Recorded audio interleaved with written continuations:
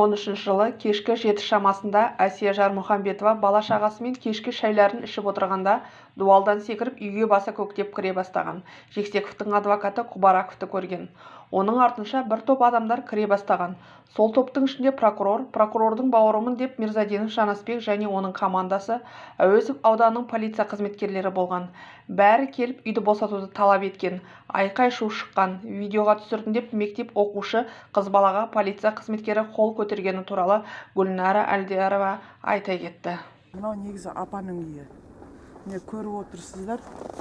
Мынау жаңадегі өзі жағдайына келіп, бачоктан забор салып қойған. Негізі 13 жылы сағат кешкі 7 шамасында бұл жерге прокурор келеді.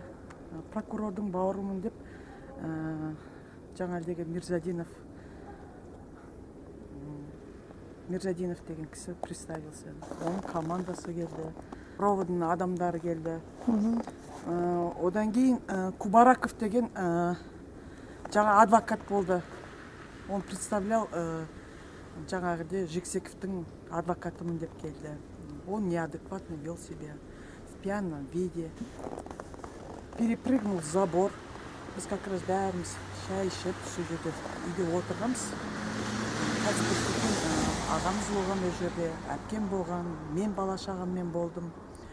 Сонан нам представились Аузовский роводтан дознаватель деп жаңағыдегі Гүлмира деген следователь болды. Капитан.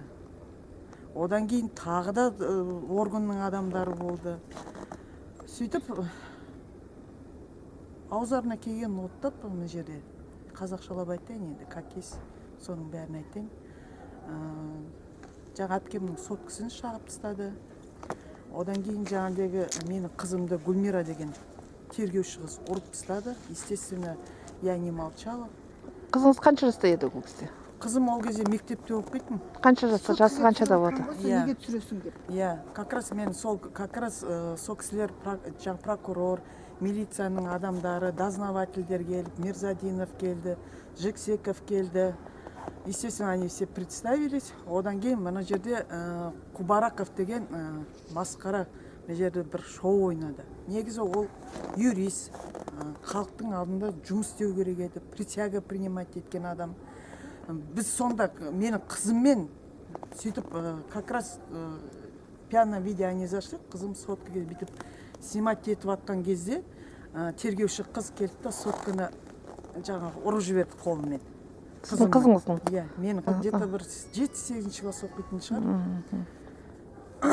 Кашке кірсек көрсете аламын мен сіздерге.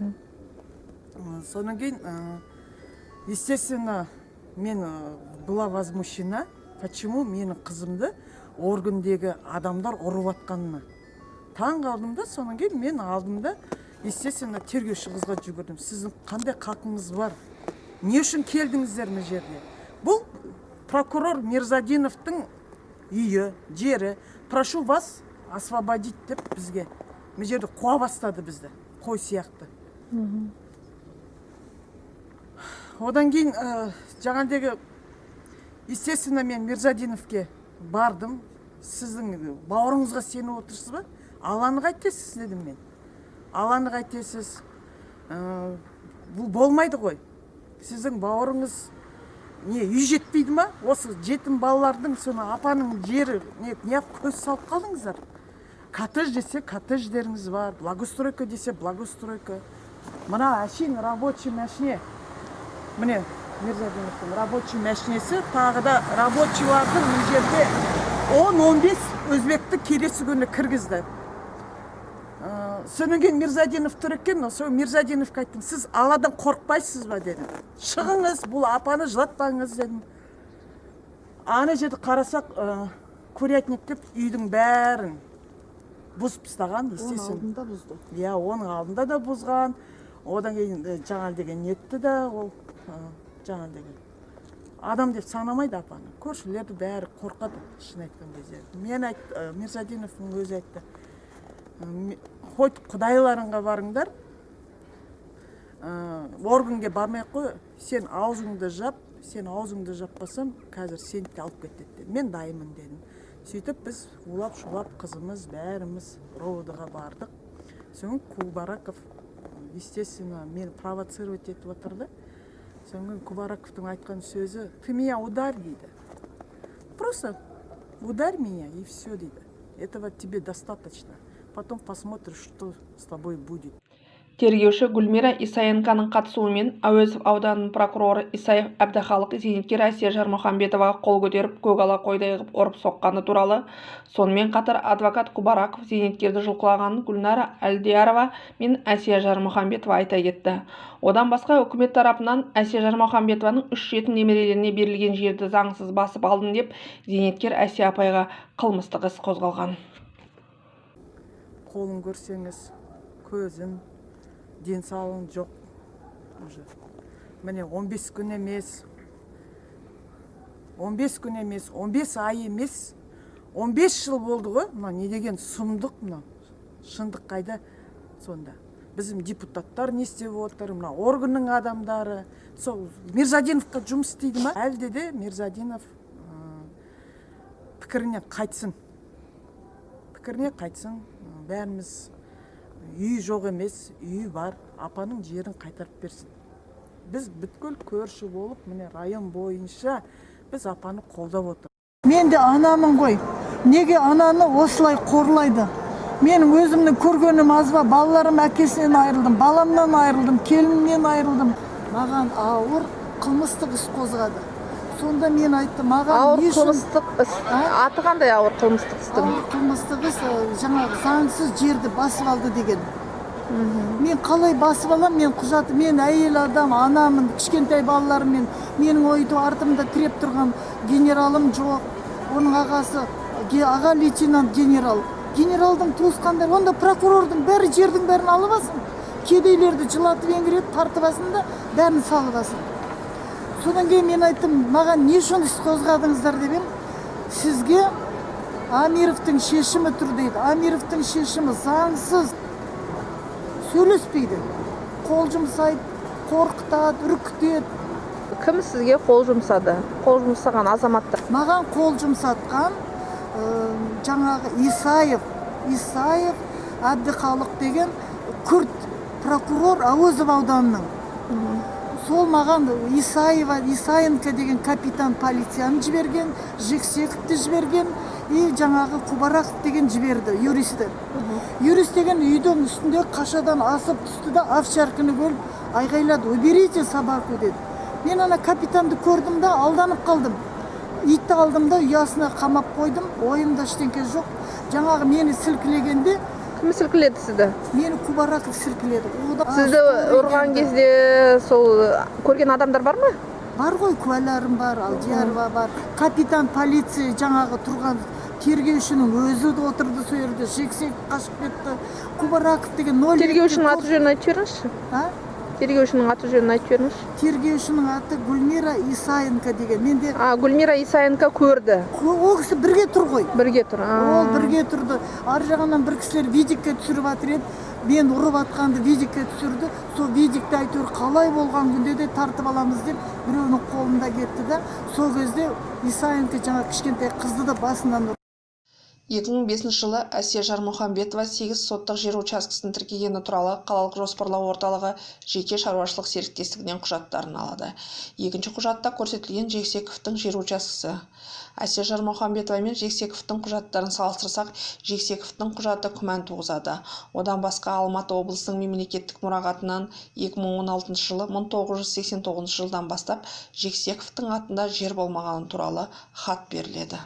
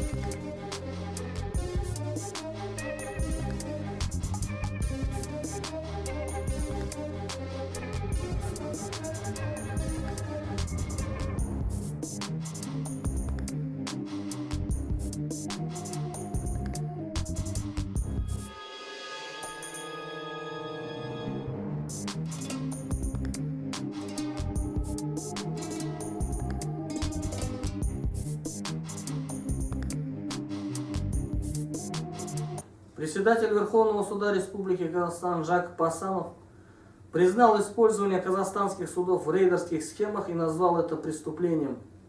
В июле 2018 года, передает корреспондент Казправда КИЗ. Также председатель Верховного суда Республики Казахстан господин Асанов отметил: «Я не имею права комментировать ничье решение, но я могу об этом говорить, когда их решение отменено Верховным судом. Я понимаю, бывает разное, не так применяется закон. Но когда происходят такие схемы, когда суд использует в рейдерских захватах, это преступление», заключил председатель Верховного суда господин Асанов. В этой связи, как эксперт, как юрисконсульт по нашумевшему делу по рейдерскому захвату, хочу отметить, что Асия Ашанова, 15 лет, как попечитель в интересах своих внуков, сирот, несмотря на правоустанавливающие документы, не может оформить и узаконить выделенный земельный участок в городе Алматы площадью 008 га в связи с бездействием и попустительством государственных органов. Служебного подлога разрешения номер 384 на строительство индивидуального жилого дома от 20.04.1990 года, которое было представлено Жексековым Алтаем в судебных разбирательствах. С негласным противодействием бывшего военного прокурора, генерал-лейтенантом юстиции Республики Казахстан Мирзадиновым Ергали Серикбаевичем, в настоящий момент, который является ректором Академии правоохранительных органов при Генеральной прокуратуре, действующий в интересах родного брата Мирзадинова Жаназбека и Жексекова Алтая. Асия Ашанова, 1950 года рождения, отстаивая интересы своих внуков, оставшиеся сиротами, и добиваясь справедливости, осталась без жилья ввиду рейдерства и сноса спецтехники двухкомнатной времянки саманной постройки со стороны Мирзадинова Жаназбека. Данный инцидент был опубликован в газете «Время». Статья называется «Братский наезд», номер 71 от 06.06.2007 года. А также в газете «Казахстан Заман» статья «Соттағы бейбастақтық» от 28.08.2008 года. В 2014 году Асия Ашанова была вовлечена в орбиту уголовного преследования ОД УВД Ауэзовского района города Алматы по статье 327 КК. Это самоуправство в старой редакции. Уголовное дело 3830, дознаватель Исенова ГС. Впоследствии это дело было прекращено ввиду отсутствия состава преступления. А также подверглась внесудебным расправам. Была сильно избита в 2014 году в присутствии, как говорит сама Асия Ашанова, дознавателя Исенова ГС. Уголовное дело так и не возбудили, хотя имеется экспертиза средней тяжести, что и нанесли вред здоровью. Особо хотел акцентировать, кто такая Асия Ашанова. Асия Ашанова – это гражданка Республики Казахстан, которая в 2008 году после смерти своего сына Мусыкбетова Талгата Иралиевича. После смерти у нее на руках осталось 3 его детей, старшему которому было 14 лет. Основную заботу за детей взяла на себя сама еще несовершеннолетняя племянница Жанмухамбетова Равшан Лиясова.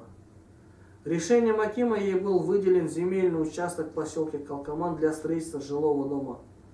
Но акимат отказал в выдаче ей акта о праве собственности на земельный участок по причине несовершеннолетия, 14 лет. Было решено отложить этот вопрос до достижения племянницы совершеннолетия. И по истечении определенного времени она, имея на руках оригиналы документов, решила наконец узаконить выделенный земельный участок. Однако при оформлении акта выявился еще один претендент на землю, некто Жексеков Алтай Белеспаевич. Алматинский районный суд, не без участия бывшего прокурора РК Мирзадинова Ергали, рассмотрел дело в пользу Жексекова Алтая, брата прокурора Мирзадинова Жаназбека, заверил фиктивно сфабрикованные документы.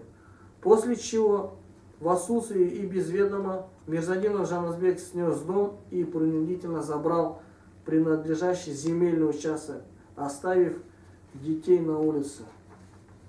Данное резонансное дело было опубликовано в КТК. В этой связи мы, как юрисконсульты, будем продолжать в рамках журналистского расследования данный беспрецедентный акт.